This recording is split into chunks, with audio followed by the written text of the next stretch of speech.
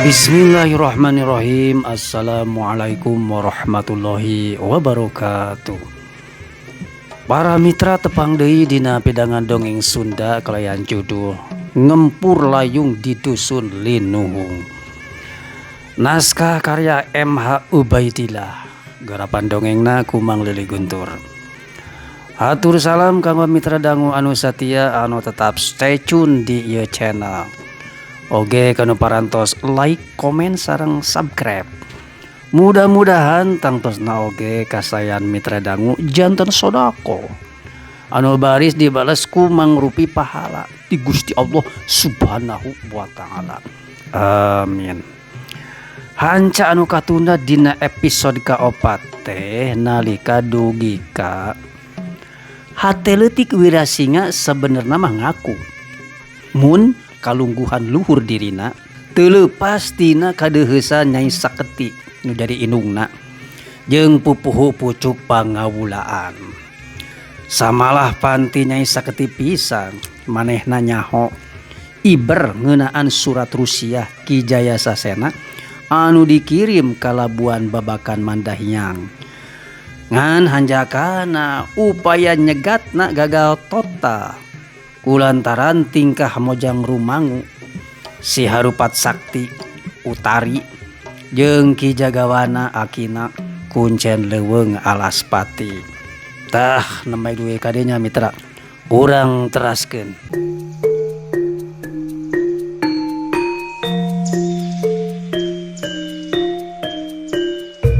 Wewengkon palabuhan anu teu pati gede tapi saban poe haneuteun.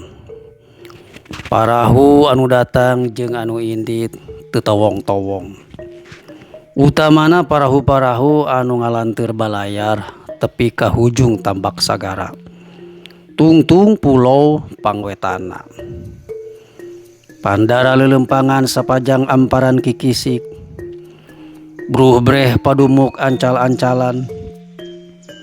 Nuker mamener jaring jeung nu anteng ngoprek parahu pating arunggut rengkuh ka pandara. Atuh gancang pandara nyonggahan yen teu perlu hormat kaleuwih. Nya oge dirina semah Ki Kartawangun utusan pangagung puseur dayeuhan tapi tetep kawas maranehna anu dina nges-ngesna mah pangabdian ka Banjarkarang Pamidangan. Teu lila oge pandara geus conggah adu rahu babala gonjangan padumuk basisir pating calakatak samangsa pandara ngadongeng pikalucueun. Sabenerna mah kuring sarerea can ngarasa tingtrim. Ceuk nu dibuligir ceking. Cenah ngaranna Ki Cungkring. Pandara kerung. Ieu palabuhan teh sok diganggu wae ku komplotan bega kalajengking iblis.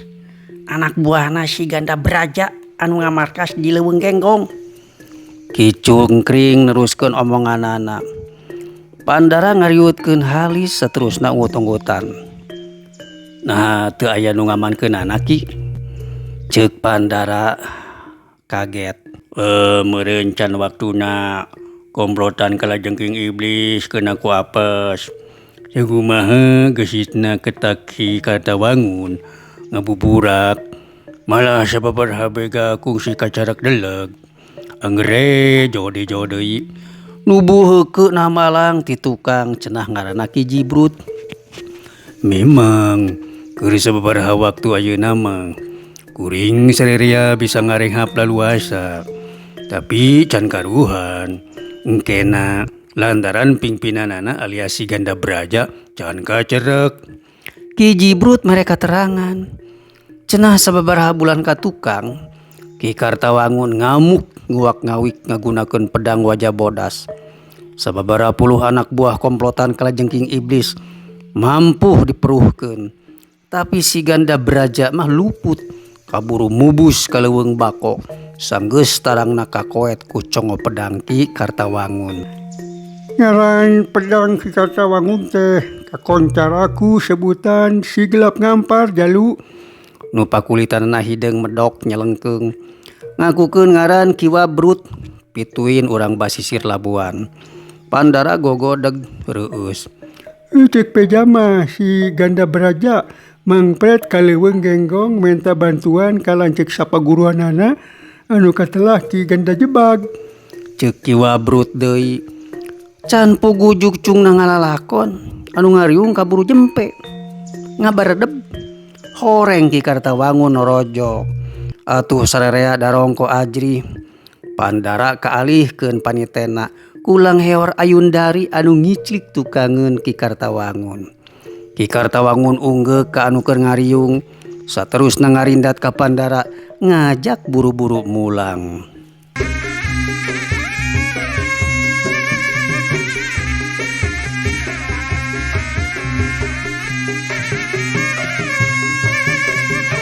Kula oge paham Pandara. Naha andika di titah bumeta heula di ieu lalawak keur ulaanan. Tapi memang gitu kanataanana sakumaha eueuh surat ti sobat daya sasena. Samala kula kudu ngawaris andika ilmu pedang gelap ngampar. Warisan bubuyut kula samemeh andika yang deui ka puseur paguron dayeuhan. Andika teu dina paniten ki sobat daya sasena ka tidak surupna ngampa ajian pedang gelap ngampar. Ki Kartawangun muka caritaan sanggeus kayaan karasa simpe. Pandara teu sagancangna nembal. Salaku anak murid padepokan Buana Rak-Rak Raga. Manehna teu dihula guguru kasasaha oge. Salagi mangpaat keur balarea. Sokomo dirina nyeka kalungguhan pupuhu Puragabaya jawara puseur paguron salajan kasebut kelas panghandapna. Tapi cek itu cek ieu salaku anak murid anu tigin kana bema karama tangtuna kudu ngalap izin heula ka guru anu dipika hormat sasat Ki Ajar Junti Girang. Kudu ringtang nah si sobat daya sasena geus ngirim iber ka pupuhu padepokan Buana Rak-Rak Raga. Geusan turun restu andika digembleng aji pedang gelap ngampar. Hanya Ki Kartawangun bener-bener surti karena eusi hate Pandara. Geus kitu mah Pandara teu bisa mungpang. Leungeun keker Ki Kartawangun ngusiwel kana pesa kampretna.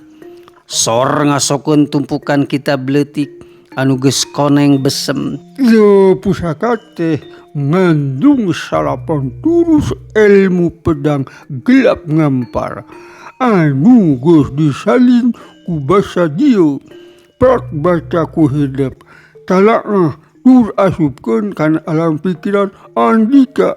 Hanya saupama geus karasa cangkem ieu urang mimitian latihan. Hanya Ceuk Ki Kartawangun ayem. Memeh nampanan Pandara ngedeprek nyium hormat dampa suku Ki Kartawangun. Hanya mengeus teu kudu kitu peta. Biasa-biasa we tong anggap leuwih ka kaula. Sok janji we ayeuna mah yen andika geus dadi lanceuk Ayundari.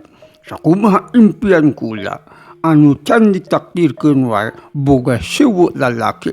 Hanya ti ayeuna gerak kula ku sebutan Rama. Tetep jeung galinang Ki Kartawangun bener-bener ngarugurukeun kategeran Pandara. Anu saharita keneh ngudupung sungkem kana lahunan sepuh panguasa Labuan Babakan Mandahnyang. Pandara teu bisa nahan anu nyelek dina ti corona. Sokomo mun inget kana nanasiban dirina anu geus cuklek leuweung cuklek lamping jauh ka Sintung Kalapa. Biang ilang, bapak ngahiang, cenah korban ngamuk murkana Gunung Rakata. Mun mah teu aya kanyaah tur kaheman pupuhu padepokan Buana Rak-Rak Raga. Tangtuna dirina geus kasebut eueuh di kieuna. Ayeuna dina kasempetan umur maju ka 18, dirina bet kagunturan madu, boga bapak deui. Bibir Pandara ngageter bagja. Teu pindo dama mangga Rama. Pokna saterusna nyuuh Ki Kartawangun seuri rangu keur saterusna nangkep pageuh awak Pandara. Hanya tipoe ieu Andika geus jadi seuweuk kula. Andika geus lain sasaha diceroin kula warga Ki Kartawangun. Pokna reueus.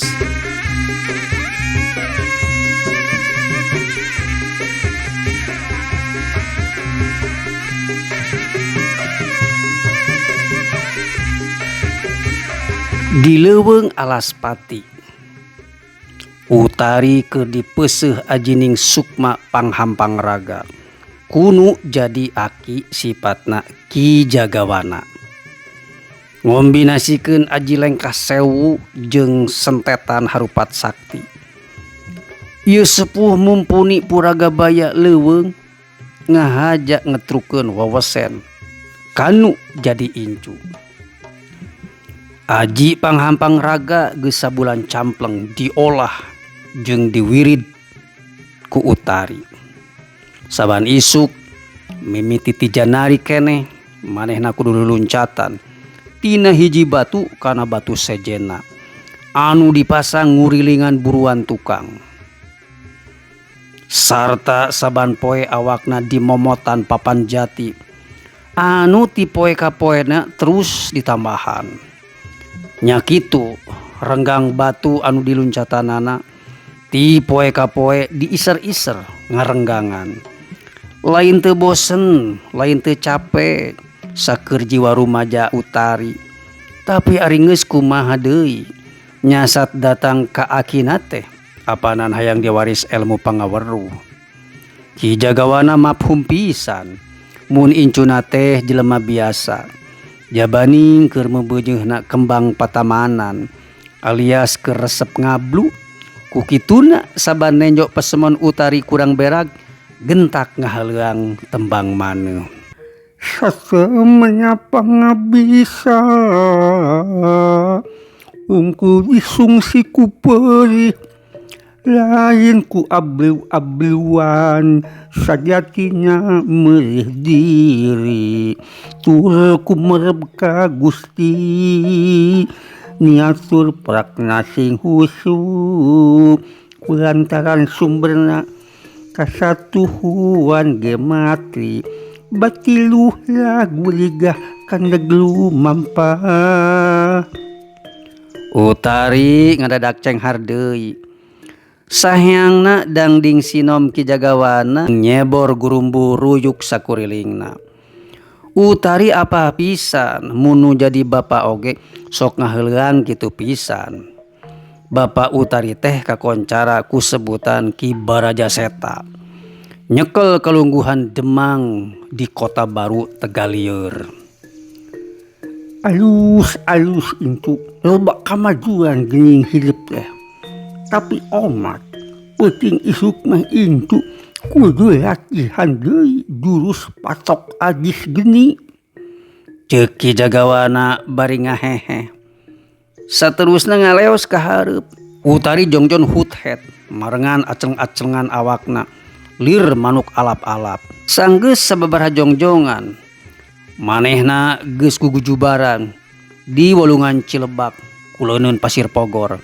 Kira-kira 20 depaan ti tempat latihanana.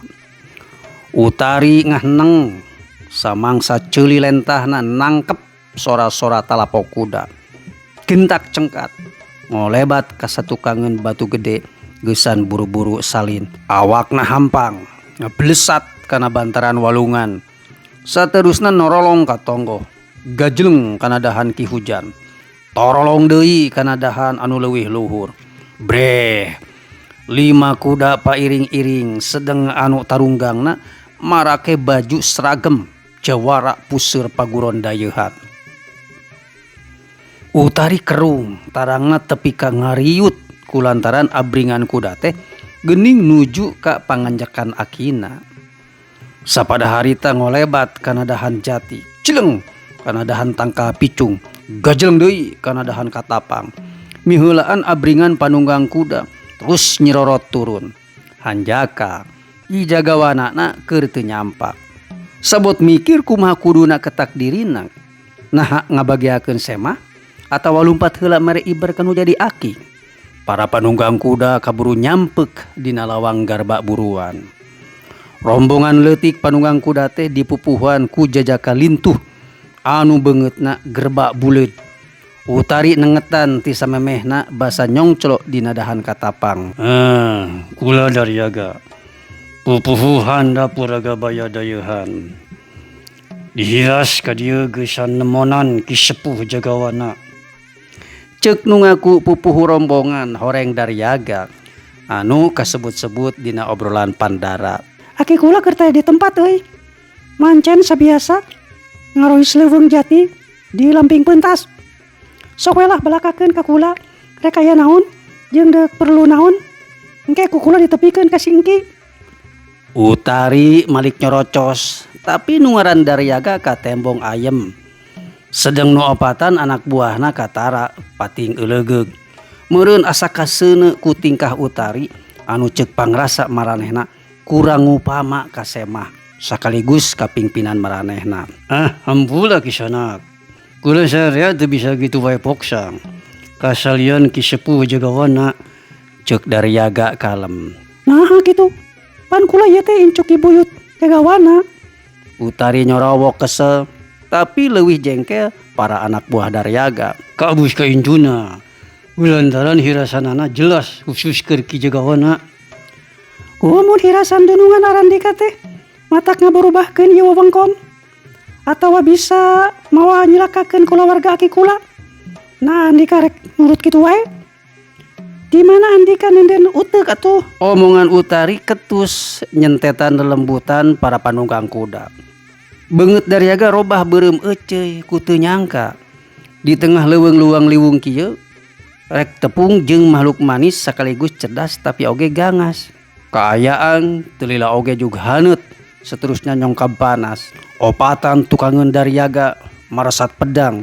Iwati Daryaga anu tetep ayem sok sanajan beungeutna can robah kabiasa deui. Hadena ti pipir kaburu norojo ki jagawana marengan dehem ujurna. Daryaga atoh oge teu kabayang saupama kaburu der patelak antara anak buahna jeung anu gamuleng kembang leuweung alas pati. Ki jagawana manggut dareh deh ngahiap para tatamu tapi Utari mah kalah kaseuri ngenyehkeun. Yang serikeun saha ari di sanak? Pok Daryaga banget penasaran. Rek seuri rek jeding manyun uriwi lain urusan Andika. Apana di ieu negeri teu aya larangan kudu seuri jeung teu seuri. Saupama teh mah aya sok pokeun ku Andika. Kula pasti bakal patuh nohonan. Utari jepi puguh Daryaga kacida jengkena. Hampuraeun incuk kula mah. Ku kitunya ulah kurang-kurangnya ngahampura. Ki jagawana niiskeun kaayaan. Saterusna limaan arunggah katepas. Sanggeus samemehna nyarangcang masing-masing kudana dina patok-patok parantina. Heug atuh ari kitu mah. Keun atuh kula minta waktu saminggu 2 minggu mah keur milihan tangkal kai jati anu umurna 100 tahunan.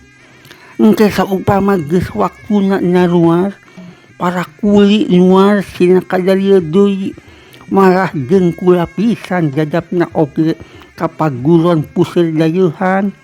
Ceuk Ki Jagawana sanggeus gunem catur bari pating suruput kana cai kopi tubruk. Maturan kulu boled peueutan.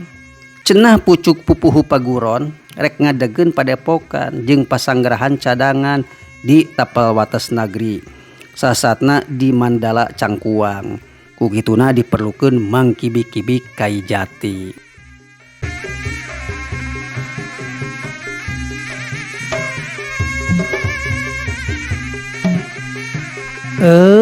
Para mitra hanya kehabisan. Waktosna gasengker ku durasi cag dongeng Sunda Lili Guntur urang cekapkeun deui ka dieu. Insyaallah tepang deui dina channel anu sami. Salam baktos permios. Assalamualaikum warahmatullahi wabarakatuh.